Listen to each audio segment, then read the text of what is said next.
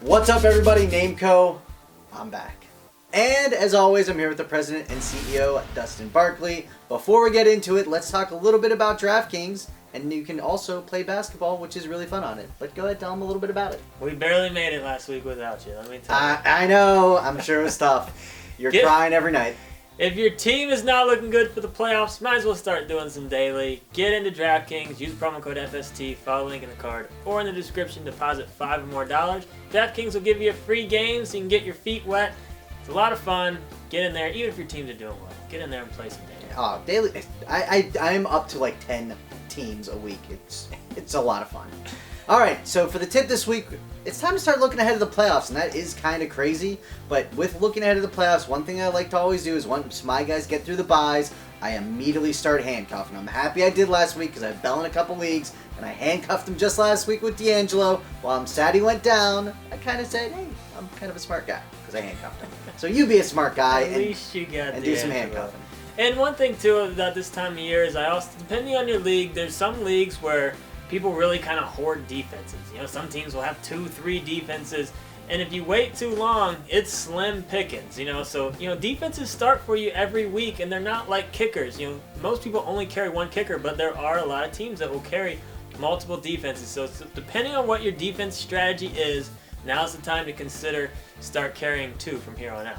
And look at each of their matchups, right? Like you want, if a team's playing New England, you want your other defense to be playing, It's not Tennessee too early to like map that. out the rest of your defensive matchups for the season. Just take some if time. you can. Just take some time. Put some work in.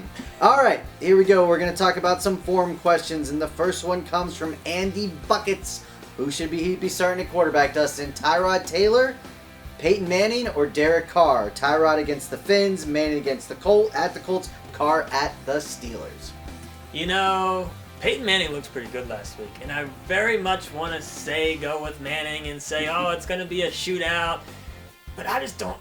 Their defense is too good. Like that one, that worries me too much. I think you got to go Carr. I mean, the guy's been playing great. I mean, I don't love the matchup. I don't hate the matchup. He's just been playing too good, I think. There's no reason to take the gamble on the other guys. I mean, I think he's a legit QB1 potential at this point just with how he's been playing. So I know it's hard to believe. Nick Milkshake. I picked this one half because of the name. Good work, but Nick. I like that Milkshake name. Mike Evans versus the Giants. Eddie Lacy at Carolina. Martavis Bryant versus Oakland. This one's tough. Who you going with? Yeah, of course he gives it to me because that's the boss. He gets to pick what he does. Hard. It's extremely hard. And the Nameco standard flex question is when it's close, tie goes to the running back because they're more likely to fall into the end zone.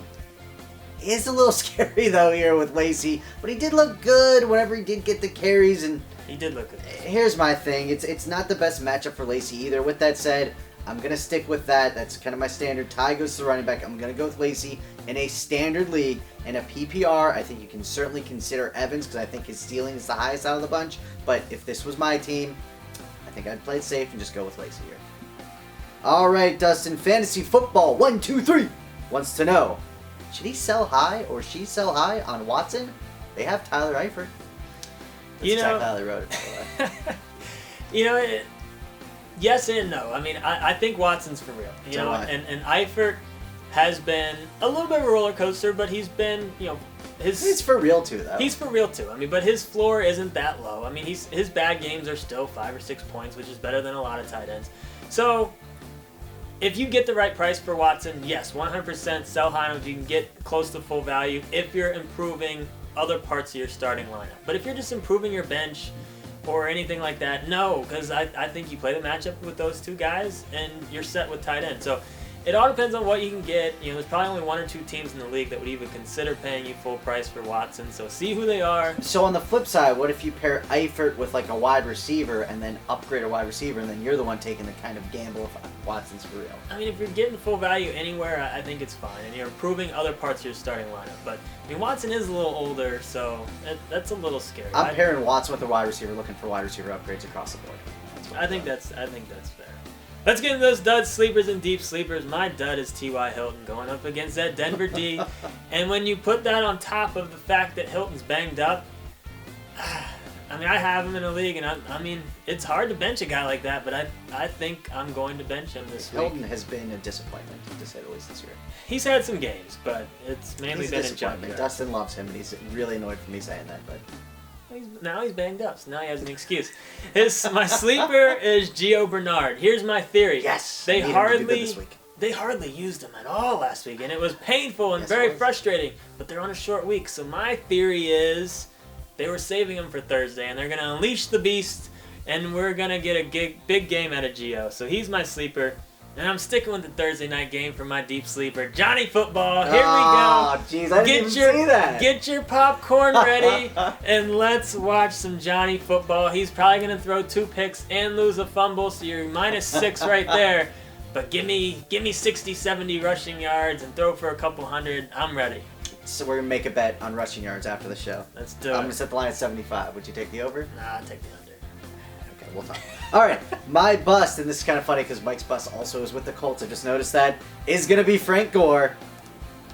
It's Denver. Bust all around. Denver's awesome on defense. Gore's my bust, but he's been better. He's getting too much disrespect. He's been better than people think. He hasn't been great by any means, but there's been so many injuries in the running back line. Either way. All right, my sleeper is Jeremy Langford, and I actually really like this kid, and I like the matchup against San Diego. They give up a lot of yards. Their yards per carry against running backs, they give up a ton, and Langford's a real deal. He's looked very good when he's been in there spelling Forte. I think Langford and my other sneaky long auction or repeat or keeper league calling Langford is they let Forte go and he becomes the starter. I think he's the starter for the Bears next year. Deep sleepers, Heath Miller. Ben's back. Ben loves Heath. If you're desperate for a tight end, Heath's your guy. All right, let's take a look at Mike's picks. Same deal. We all picked Colts, and we didn't really plan this, but Andrew Luck, I mean, it's going to be a tough start. I hate you, Luck. If you have any other decent option, you want to consider it this week. But don't do anything crazy. Don't start Manziel. But Yeah, he's going to be outside my top 10, though. but think about it. He's outside my top 10. He's not in my top 10 anymore. His sleeper, Stevie Johnson, Keenan Allen, one of the many injuries that went down. I mean, Stevie, should be the biggest, should get the biggest bump from that. I mean, he should have a big game with Allen out. And his deep sleeper's David Cobb. You know, this one's Super sneaky. definitely sneaky. You know, Cobb should be activated and he should be playing this week. We'll see what his workload is. I mean, you know, there's a reason we're calling him a deep sleeper. So, you know, if you're desperate for a flex play, Cobb, I mean, he should definitely be owned at this point. You know, just if you're looking for a running back, take a gamble on. But in deep leagues, if you're looking for a gamble flex play, not too shabby. All right, so that's it. Go on to our page if you have any questions, or on our website. Check out the forums. Like us on Facebook, Twitter. Here, you know what? Subscribe to our channel. There Don't you you go. want to come back every week? Give it a toss. I've been gone. It'll make me feel better if you do that. Oh, this is gonna be perfect. I can feel it. Oh, It's good. camera moved. Means I hit it.